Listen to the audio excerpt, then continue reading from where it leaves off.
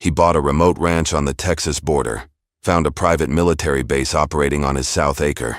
Garrett Wade kicked the dirt with his boot, staring at the fresh tire tracks that shouldn't have been there.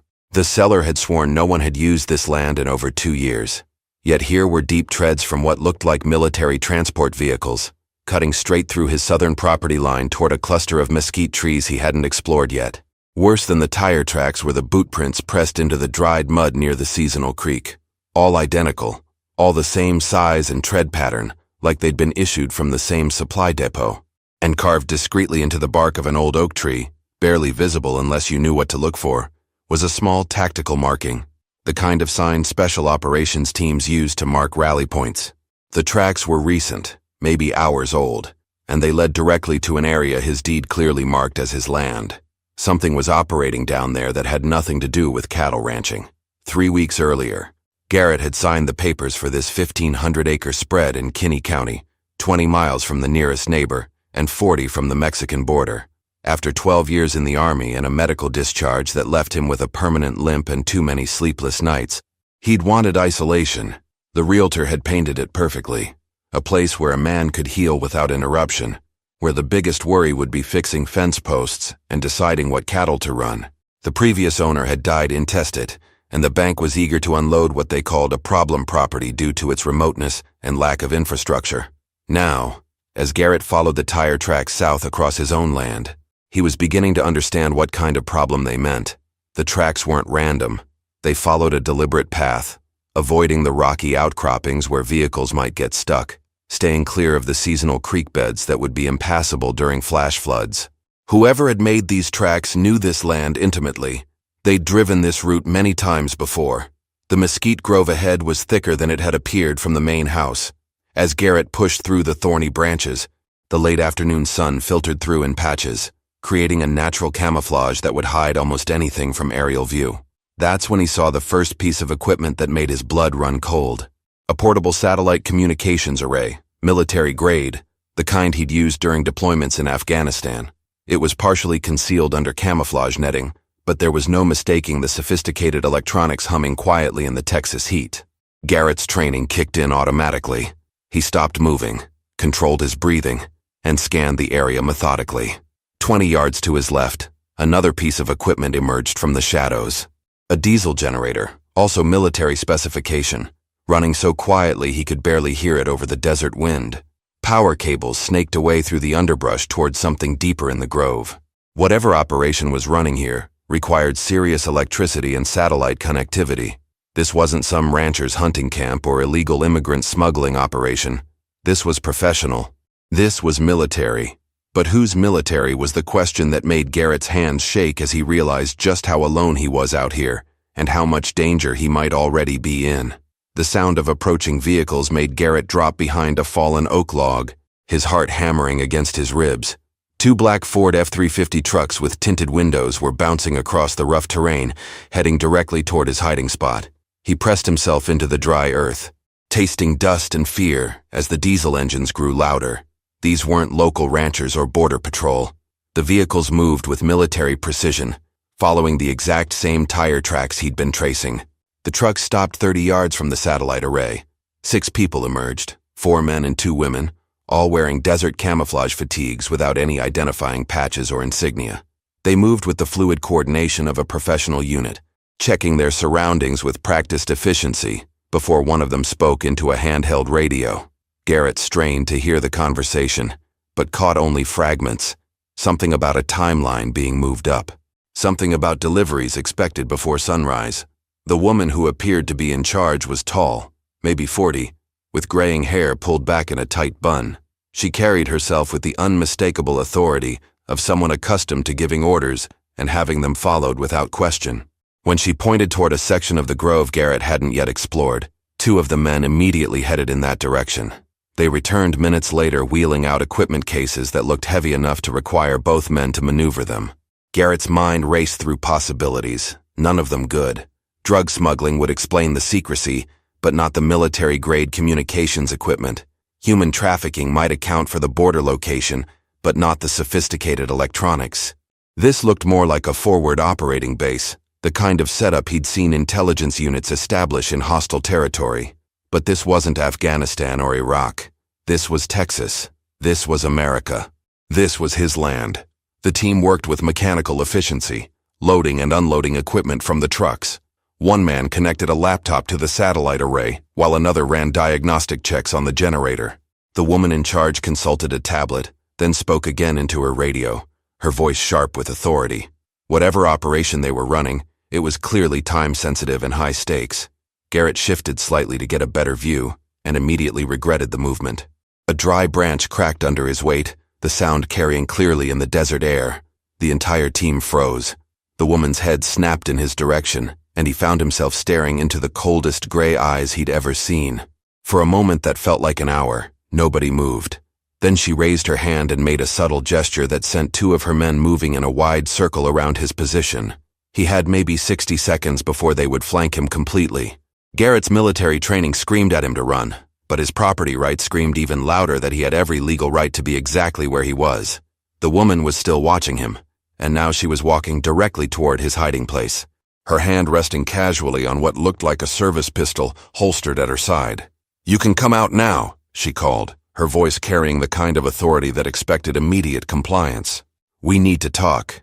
Garrett stood slowly, keeping his hands visible, his military training warring with his civilian rights. The woman approaching him moved with the controlled grace of someone who had seen combat, her gray eyes never leaving his face as she closed the distance between them. Her team had positioned themselves in a loose perimeter, professional, but not overtly threatening. Yet, "I'm Elena Vasquez," she said, stopping 8 feet away, close enough to talk but far enough to react if necessary. "And you're trespassing on a classified operation."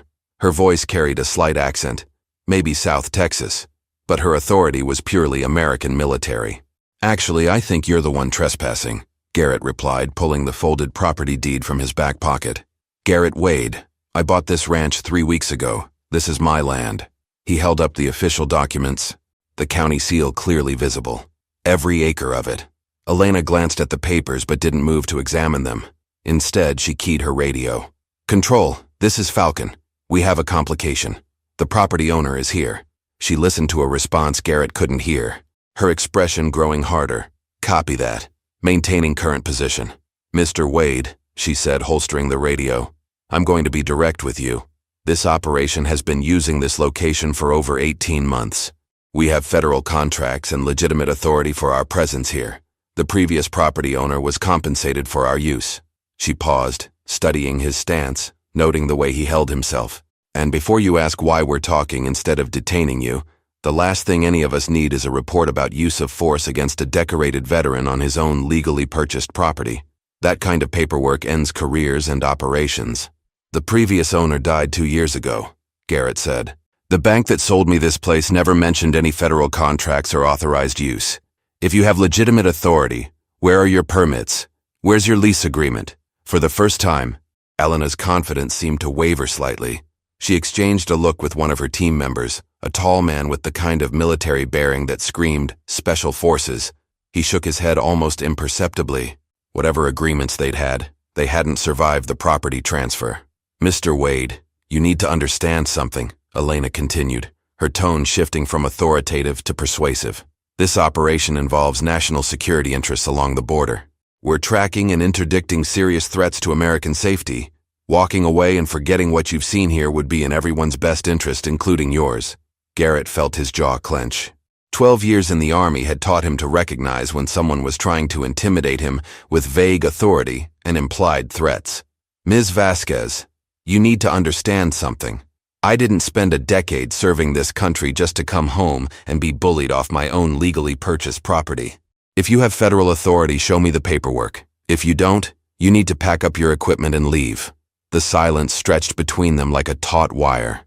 Elena's team was watching her carefully, waiting for orders. In the distance, Garrett could hear the hum of the generator and the faint electronic beeping of the satellite array. Whatever they were monitoring, it was active right now. "You're making this much more complicated than it needs to be," Elena said finally. "But I appreciate your service. Give me 24 hours. Let me make some calls, get the proper authorization paperwork. Then we can discuss this like professionals." Garrett studied her face, looking for tells the way he'd learned to read insurgents in Afghanistan. She was buying time. But for what? 24 hours was exactly 24 hours too long for Garrett's comfort. He shook his head, keeping eye contact with Elena. No, you pack up tonight and leave my property, or I call the sheriff and report armed trespassers. Your choice. Elena's expression hardened into something colder than the desert wind. Mr. Wade, I don't think you understand the situation you're walking into. Some problems are bigger than property rights. And some people think they can intimidate veterans with vague threats. Garrett shot back. I've heard this speech before, in places where it actually mattered. This isn't Afghanistan, this is Texas, and these are my legal rights. One of Elena's team members, the tall man with special forces bearing, stepped closer. His name tape had been removed, but Garrett noticed the faint tan line where it used to be. Boss, we're burning daylight here. Control wants an update in 30 minutes. Elena held up a hand, stopping his approach. Understood. She turned back to Garrett, and for a moment her mask slipped. He saw something that might have been frustration, or maybe desperation. Mr. Wade, what if I told you that the threats we're monitoring here have killed Americans? That lives depend on this operation continuing? Then I'd tell you to get proper authorization from the federal government and approach me legally, through an attorney, with compensation offers and legitimate contracts, Garrett replied. I'd also ask why a legitimate federal operation doesn't have proper paperwork when they're using private land. The question hung in the air like gunpowder smoke. Elena's team was getting restless, checking their watches and scanning the horizon. Whatever timeline they were working on, Garrett's discovery had seriously disrupted their plans. Elena made a decision. Johnson, Rodriguez, start breaking down the secondary equipment. Phillips, get the mobile unit secured. The team began moving immediately, but Garrett noticed they were only packing some of their gear. The satellite array and generator stayed exactly where they were. All of it, Garrett said firmly. Every piece of equipment comes off my land tonight. That's not possible, Elena replied. Some of this equipment requires specialized transport. It'll take days to properly relocate. Garrett pulled out his cell phone and was surprised to see he had 3 bars of signal. The satellite array must have been boosting cellular coverage in the area. Then you should have thought of that before you set up an unauthorized operation on private property. Sheriff's Department speed dial is right here. Wait. Elena's voice carried a note Garrett hadn't heard before. Something close to panic. Let me be completely honest with you. We're not exactly federal. We're private contractors working a federal contract, and our authorization papers are complicated. But the threat is real. And if we shut down now, people will die. The admission hit Garrett like a physical blow. Private military contractors operating on American soil, on his property, without proper authority. This wasn't some bureaucratic mix-up or paperwork delay. This was something much darker and more dangerous than he'd imagined. Complicated how? He asked, though part of him already knew he didn't want to hear the answer. Elena glanced at her team, who had stopped packing and were now watching their conversation with obvious tension. The kind of complicated that means we can't exactly go through normal legal channels. The kind where official denial is part of the operational security. Garrett felt the ground shift beneath his feet, and it had nothing to do with the desert sand. Garrett weighed his options as Elena's words hung in the desert air. The admission about federal denial and operational security meant this was either a legitimate black operation or something far worse. His military experience told him that legitimate operations didn't usually involve lying to property owners and setting up without proper authorization. Show me, he said finally. If people's lives are at stake, show me what you're monitoring, then we'll discuss whether you stay or go. Elena hesitated, exchanging glances with her team. The tall man with special forces bearing shook his head slightly, but she overruled him with a sharp gesture. Johnson, bring up the intercept station. Mr. Wade gets a demonstration. They walked deeper into the mesquite grove, where Garrett discovered the full scope of what he'd stumbled into. This wasn't just a few pieces of equipment hidden under camouflage netting. This was a complete forward operating base. 3 large military tents were connected by covered walkways. Generator-powered air conditioning units hummed quietly, and communication arrays pointed in multiple directions. A small fleet of vehicles was parked under additional camouflage, including 2 armored SUVs he hadn't seen earlier. We've been operating here for 18 months, Elena explained as they approached a tent filled with monitors and communication equipment. We monitor and intercept communications along a 60-mile stretch of border. Drug cartels, human traffickers, and worse. Inside the communication tent, Banks of monitors displayed real-time satellite feeds, radio intercepts, and what looked like cell phone monitoring equipment. A technician wearing civilian clothes but moving with military precision was tracking multiple conversations in Spanish. As Garrett watched, the man highlighted several locations on a digital map showing vehicle movements approaching the border. "This is tonight's traffic," Elena said, pointing to red dots moving north across the desert. 3 vehicles, estimated 12 to 15 individuals, crossing approximately 8 miles east of here. Local Border Patrol has 6 agents covering a 100-mile sector tonight. They'll never intercept this group without our intelligence. Garrett studied the screens, his military training helping him understand the tactical situation. The operation was sophisticated, professional, and clearly effective. But something bothered him about the setup. If you're feeding intelligence to Border Patrol, why aren't they coordinating this base with local law enforcement? Because local law enforcement has been compromised, Elena replied bluntly. The previous sheriff took cartel money for 3 years before we identified him. His replacement is clean, but half his department isn't. We feed intelligence directly to federal agencies because we can't trust local channels. The revelation hit Garrett like cold water. Corrupted local authorities would explain why a private contractor operation might need to work in the shadows. It would also explain why Elena seemed genuinely concerned about official paperwork and legal exposure. The previous property owner, Marcus Delgado, was actually helping us, Elena continued. He provided cover for the operation in exchange for compensation and protection. When he died unexpectedly, we lost our legal shield. The bank never knew about our arrangement because officially we were never here. Garrett watched the monitors as the red dots continued moving north. Border crossings happened every night along this stretch of desert, and most went undetected. If Elena was telling the truth, this operation was plugging a critical gap in border security. But if she was lying, he was standing in the middle of something that could destroy his life. A sudden alarm started beeping from one of the monitors, cutting through Garrett's contemplation. The technician's fingers flew across his keyboard as new red dots appeared on the screen, moving faster than the others. "Boss, we've got a problem," the technician called out. "High-speed approach, 3 vehicles, coming directly toward this position. They're not following normal crossing patterns." Elena moved to the monitor immediately, her casual demeanor shifting into combat alertness. Distance and estimated time to arrival: 4 miles out, moving at 60 miles per hour across rough terrain. They'll be here in 6 minutes. The technician's voice carried the controlled tension of someone who dealt with this situation before. Radio chatter suggests they know exactly where they're going. Garrett felt his stomach drop as the implications hit him. They're coming here? To this location specifically? Someone told them where to find us, Elena said. Her jaw clenched. "Johnson, get the server secured. Rodriguez, prep the vehicles for immediate extraction. Phillips, start the burn protocol on anything we can't move." The team exploded into action with the kind of coordinated efficiency that only came from extensive training and experience. Equipment cases were being loaded, computers were being rapidly shut down, and weapons were being distributed. This wasn't their first emergency evacuation. "Mr. Wade, you need to leave. Now." Elena's voice carried absolute authority.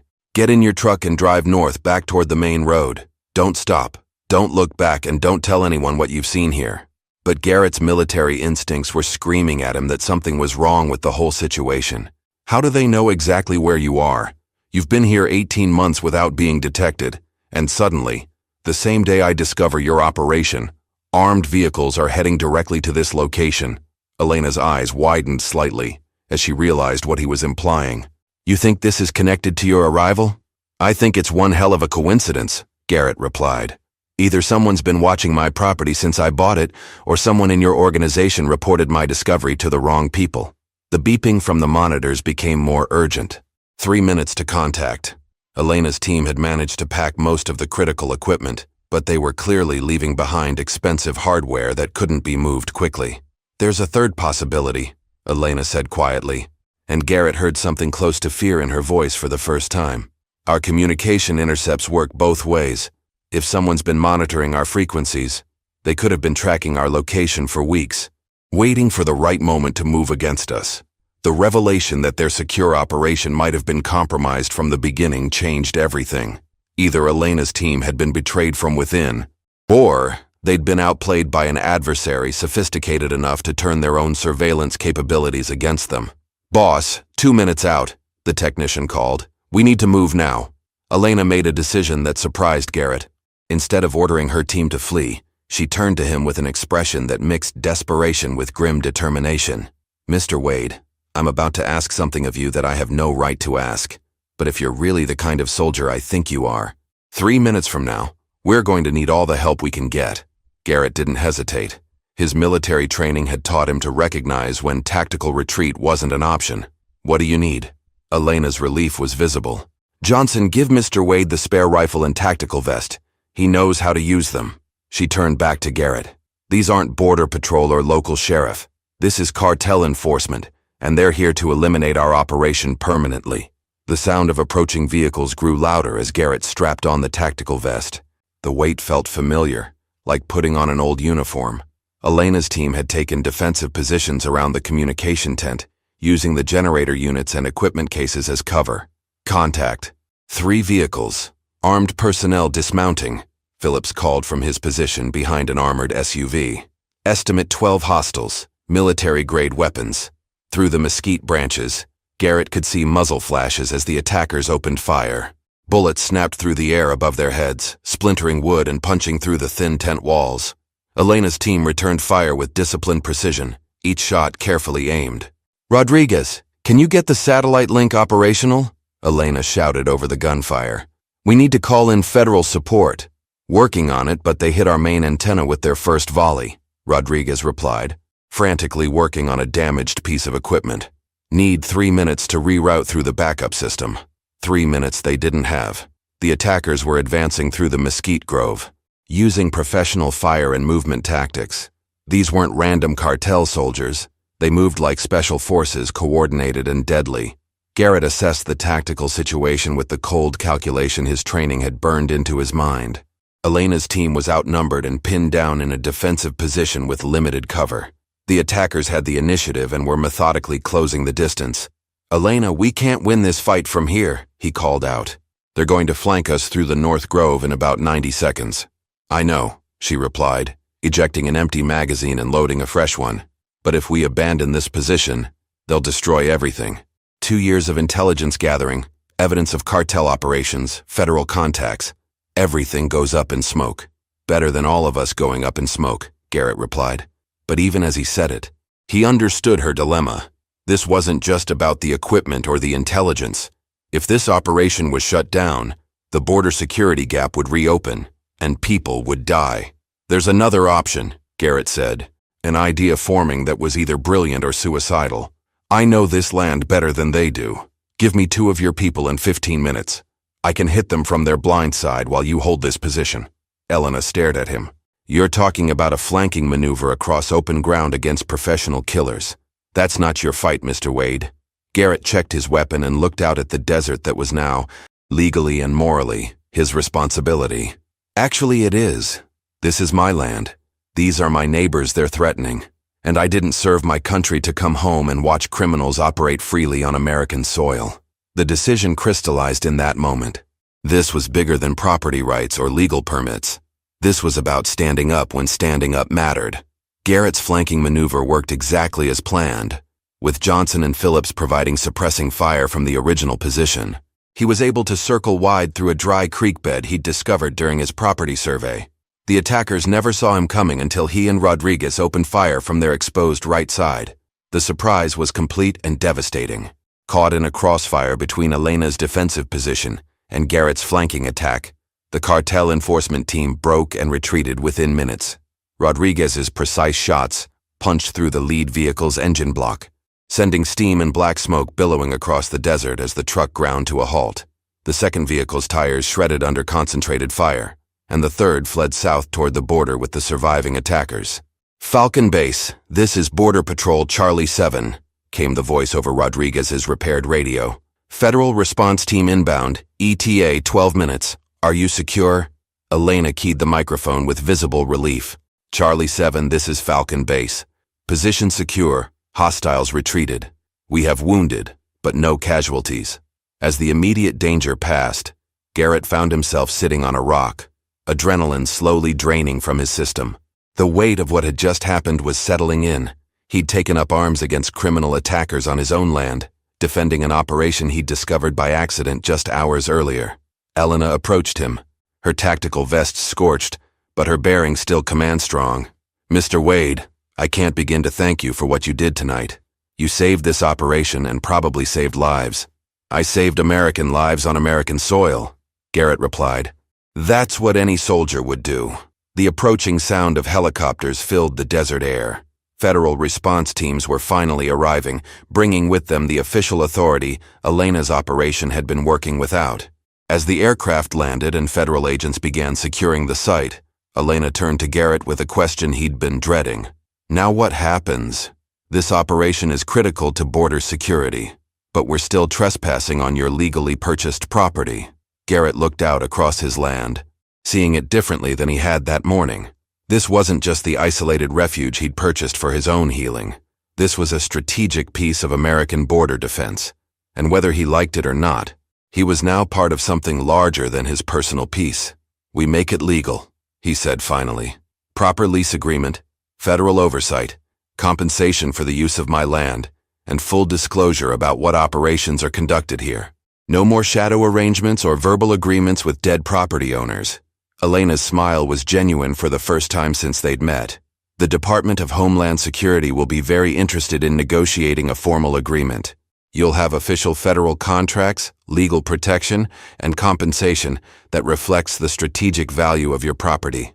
3 months later, Garrett stood on the same spot where he'd first discovered the tire tracks, watching a now official border security forward operating base conduct its daily operations.